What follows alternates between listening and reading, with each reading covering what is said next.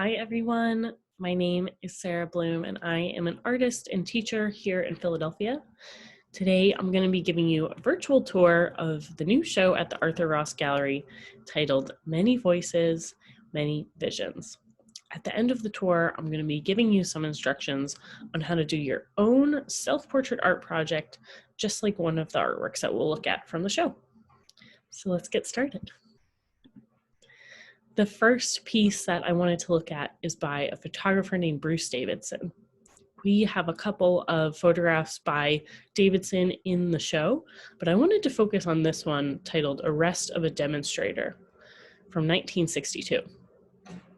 Bruce Davidson was hired by different news outlets such as the New York Times, particularly during 1960 to 1965, to cover many of the events during the Civil Rights Movement. This particular photograph is of a Black woman being arrested by white police officers. And I thought this one would be an interesting one for many reasons. Firstly, because some of you might be looking at this photo and think that it's very familiar to a lot of things that are still happening today. Some of you might feel like not a lot has changed. This might be a good time to pause the video and discuss this photograph in the way that it might make you feel. Many of Davidson's photographs are of these events, similar events. Some are of protesters being loaded into a van after sitting at a lunch counter that was segregated. So they are very powerful images. I also wanted to compare and contrast another image from this past summer in Philadelphia. This one is called Philadelphia Police Restrain a Man During the Justice for George Floyd Philadelphia Protest on May 31st, 2020. I wanted to show you these two photographs side by side just to get you thinking about how these two photographs are 60 years apart, but yet have so many similarities. This is another good time to pause the video and discuss if you're with your teacher, with your classmates.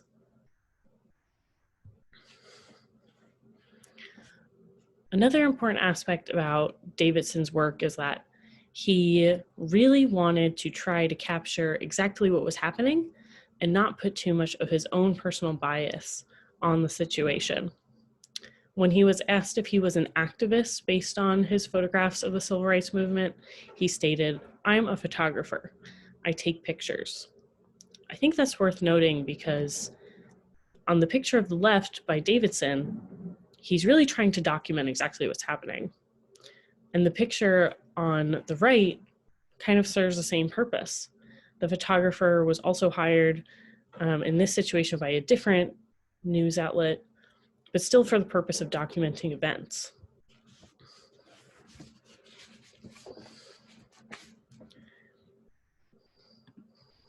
Moving on to the next artist, this is a man named Dox Thrash. He was born in 1893 and he lived until 1965. He lived most of his life in Philadelphia, which is why I have this picture of his house on the right. He lived at 2340 Cecil B. Moore Avenue in North Philadelphia. Dox Thrash was born in Georgia, and he eventually, after fighting in World War I, went to the School of the Art Institute of Chicago. And he studied art there, of course. And then after that, he moved to Philadelphia, where he worked as a janitor and an artist part-time. Then he started working at the Fine Print Workshop of Philadelphia, which is where he found his favorite way of printmaking, which I'll show you in the next slide. His favorite type of printmaking was called carborundum mezzotint. Try saying that 5 times fast. Carborundum mezzotint. And this was used with burnished copper plates. That's what gives it its unique tone quality. And you can see here, it's a pretty dark image. This one is titled Masks from 1938. And I picked this image because it made me think about the way that we wear masks every day. But of course, these masks were very different. They were used to protect soldiers from the chemical warfare that was used during World War I. And it got me wondering about how Dox Thrash might have felt about these masks. Similar maybe to the way that we feel about masks today. Maybe we don't enjoy wearing them, but they protect us. Maybe there's lots of other things that you're thinking. I also wonder how Dox Thrash felt about war based on the way that he's portraying the war here.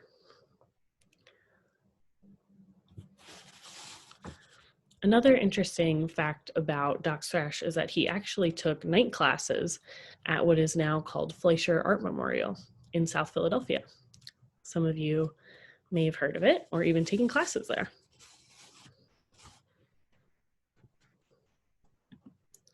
Moving on to the next artist that I wanted to feature from the show. This is an artist named David Drixell. He unfortunately passed away in April of 2020, but he has an extensive body of work, so I highly recommend looking up more of his images if you're interested. This particular one that's in the show is called Masks 2 from 2019, made very recently. Again, a different type of mask than the one that we are so familiar with today, but also a very important one. These particular masks that David Drixell is referencing are African masks. African masks are used in special ceremonies or rituals, and they can be representative of ancestors or animals, or even things like ideal beauty. They can be made out of wood or metal, and they can be adorned with all kinds of things like shells or feathers, straw. So there are a lot of options here. David Drixell has decided to show them in a very two-dimensional way with lots of colors and lines. It made me think, in contrast to Dox Thrash's representation of masks, that I wonder how Drixell felt about these masks.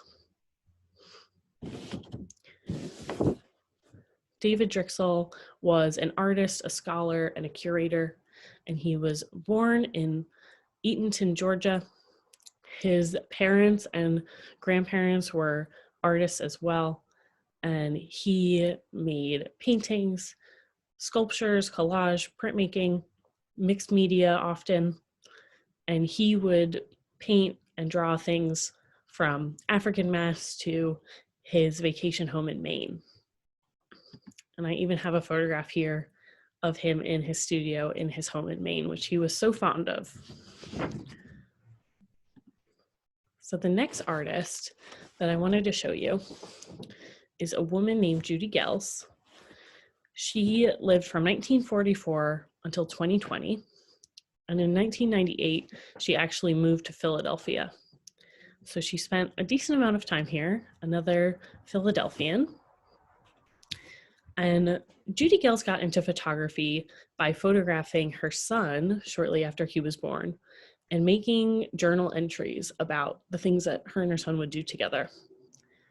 Eventually, one of her friends noticed that she had a really good eye for taking pictures, and her friend took a Sharpie and wrote her journal entry around the photograph.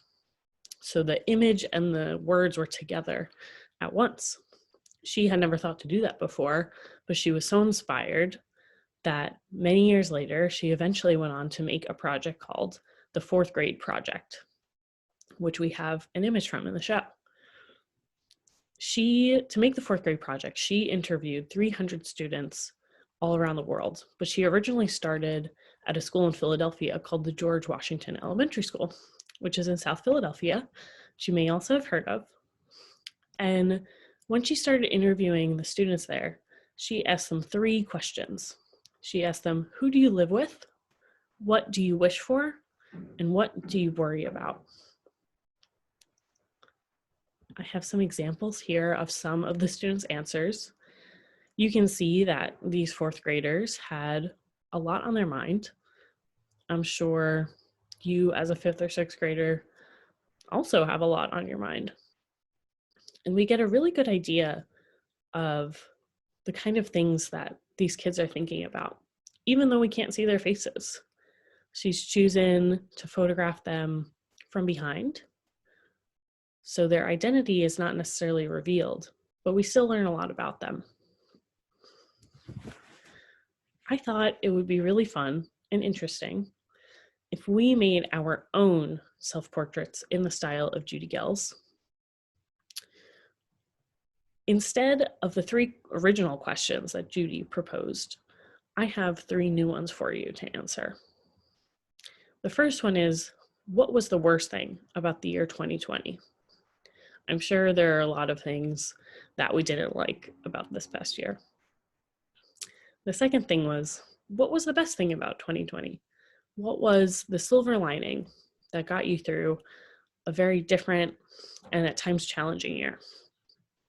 And my third question is, what do you wish for in the year 2021? We have a new year ahead of us, and I'm sure you have lots of hopes and dreams and aspirations for what that new year holds. And here on the right is my example.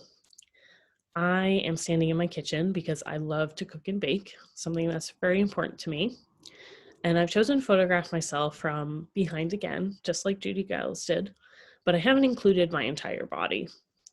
This was mainly because I used a self-timer on my camera, and this way I could do it all by myself. So if you're looking to do this project by yourself, there's definitely options for you using a self-timer or propping it up on a table, etc. And I've written around it, I missed my family and friends, but I had time to become a better cook, which is true. I did miss a lot of my family and friends that I didn't get to spend as much time with as I normally do, but I did really hone my cooking skills. And that was my silver lining. And my wish for 2021 is that I hope that people will have more empathy for others, because I think we can all benefit from being more understanding and being kinder to one another. So, how do we do this project? Step 1, you're going to want to brainstorm. Take a moment to think about these questions. Everyone had the year 2020 affect them in a different way. What did it mean to you? What do you hope for in the future? Step number 2, plan your photo shoot. In Judy's photograph, she has the kid's face the other way. You can model your self-portrait the same way or photograph yourself completely differently. You can even use props if you want to tell more about yourself. Location. Think about where you're going to take the picture. Giles photographed her subjects at their schools. What is an important place that you might photograph yourself in front of? Just like I photographed myself in the kitchen, maybe you have a really important room in your house. Clothing. Since you're the designer of your photograph, you get to pick the costumes. Maybe you want to choose clothes that have a special meaning to you. In my photograph, I wore one of my favorite sweaters because it has all different patterns and designs on it. And that's one of my favorite pieces of clothing to wear. Step number 3, take your photo. Like I mentioned before, you can use a self-timer on your phone or on an iPad, on a laptop, even a regular camera. You can even have somebody at home help you take the photograph from behind if you want, or you could take a selfie even. There's lots of options. Step 4, add text. Add your text around your portrait on top of the photograph. There are a couple options for this. You can do it digitally or physically by printing out the photograph and writing around it, which I think would be really cool, especially if you had maybe a metallic Sharpie marker or a different kind of gel pen that might really pop against the photograph. I opted to add my text by using a website called Pixlr, which is a free photo editing website. So you can make your photo black and white, you can make it more saturated, and you can even add text on this website. All you have to do is upload your photograph after taking it, and then you can edit it all kinds of ways, just like you would in Photoshop or Lightroom. It's a really useful tool. Lastly, Share your photos with your friends or classmates. These can be very personal, so remember to be kind when sharing your ideas about your friends' work. I wish you all a great 2021. Thanks for joining me on this project. I hope to see you at the Arthur Ross Gallery very soon. Take care.